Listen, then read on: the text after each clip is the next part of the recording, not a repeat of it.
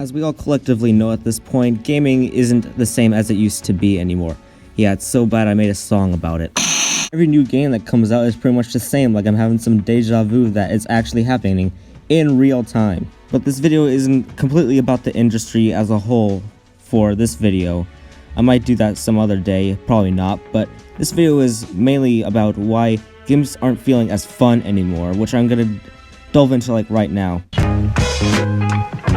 If you've clicked on this video, you definitely know what esports is, so I don't need to explain you to what esports is. And you know that most of the highest esports and competitive games are mainly tactical shooters. And there's a problem with this. The games aren't being made to be fun. They're being made specifically to be an esport, and be an esport only. You, the player, being able to play is actually an afterthought to them. People never play soccer or basketball or football to have fun. When was the last time you have played Call of Duty specifically to have fun and only fun? When was the last time you've played Overwatch to have fun? When was the last time you've played Valorant, CSGO, or Rainbow Six Siege specifically to only have fun? And I don't blame you. These games were made specifically to be competitive. But it gets hard when every game is always forcing you to play competitively. In Call of Duty, you've been forced specifically to play competitive in any way with that awful skill-based matchmaking. Now, why are people not playing for fun? On paper, challenges are a good idea. And they are. But they're just implemented very badly. In a first-person shooter, you should at least be able to gain XP through just playing the game, from doing normal things such as getting kills, doing objectives, everything under the sun. But in Halo Infinite, they just had to screw it up. Now, the only way to gain XP and level up is by doing challenges. But what if someone doesn't want to do these challenges? What if they just want to play for fun and just have a good time? Well, I guess they're not going to be able to get anything good. Sometimes the challenges are completely intentionally made very hard to do, just so it can entice people to just buy stuff. Double XP, level boosts, etc. Preying on casual gamers just to have something cool. I would say that Fortnite started this, or at least made it much more popular to be done. But at least in that game you can get XP from playing. And they've made it much easier to level up yourself. I'd say that Call of Duty did this the worst out of everyone that has done these kinds of challenges. But not only are these challenges unfun for the players that are actually trying to do them, but they've made it also worse and bad for the people that are just planning to play the game in the same lobby, because they have to deal with the people that are trying to do the challenges, and usually they're just wrecking the fun. There is even a system in Halo Infinite just to swap the challenges that you get and have to do for that week. And guess what? Those also cost money. Get a load of this, society.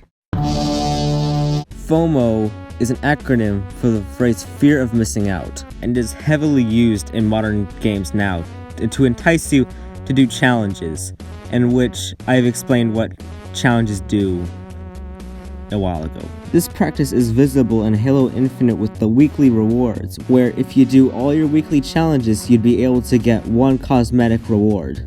And there is the upside to this, being if you're free to play, you can still get cool items for yourself. But what if you get a very hard challenge that you're supposed to do, and you don't have enough time to do it? Or you're awfully busy for a day, and you're unable to actually play the game for a while. Another way FOMO can appear in games is by the way of daily rewards, where for a week, hopping on enough will give you rewards, but missing a day on that week will reset it. Quite literally meaning that if you don't play enough, you'll lose out. Doing something too much is boring. Kind of obvious. And when you get boring and tired of something, you don't want to do it. So, you go to a different game. But every game is the same. Because when there's a new gaming mode or trend, everyone tries to copy and mimic it. See, when Fortnite came out, there was only 2 Battle Royales. And look how many there are now. It's kind of crazy. It's not only multiplayer shooters that are doing this. If you look at any game that has a single player campaign, it's usually trying to mimic or copy Breath of the Wild.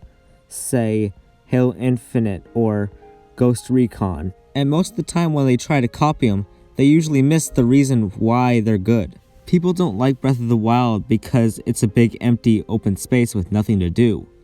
They like it because of the story and the world building. Soon enough, all the games become stale, and you just end up not liking the game. Everything feels boring, and everything just feels the same, so what's the point in playing anything else? And following trends and ideas basically killed the entire Halo franchise.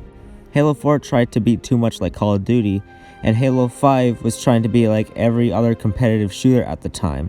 And with Halo Infinite, they tried to be Fortnite, but everything that didn't make Fortnite was why take time, effort, and risks to make something new when you can just rehash what you've already made and get money from that. Some of the ways on how they can make these games much more funner and feel less stale all around is by doing a couple things. One being not to be afraid to make changes. Don't forget that you also have to be more accepting of these changes. Unless it's the situation where it makes the game blatantly worse, then you can complain. Secondly, games shouldn't stray away too far from their original roots. That's when you get games like Halo 4 or Halo 5. If I wanted to play Call of Duty, I'd just play Call of Duty. Third, challenges were best when they were in the 7th generation. So your challenges are going to need to be fun or balanced, while also giving you a good reward for your efforts. 4. You can have a competitive game, but the problem comes in when you make it forced to be competitive. Not every game is being played by a heavily coordinated esports team. And finally, 5th, and the most easiest, technically, is to release a finished game. Stop finishing unreleased half-baked games, because then you're just going to have a bad release and everyone's going to hate it. Like, you basically have unlimited amounts of money, yet you do nothing with it, and waste it. And that's pretty much all there is to say.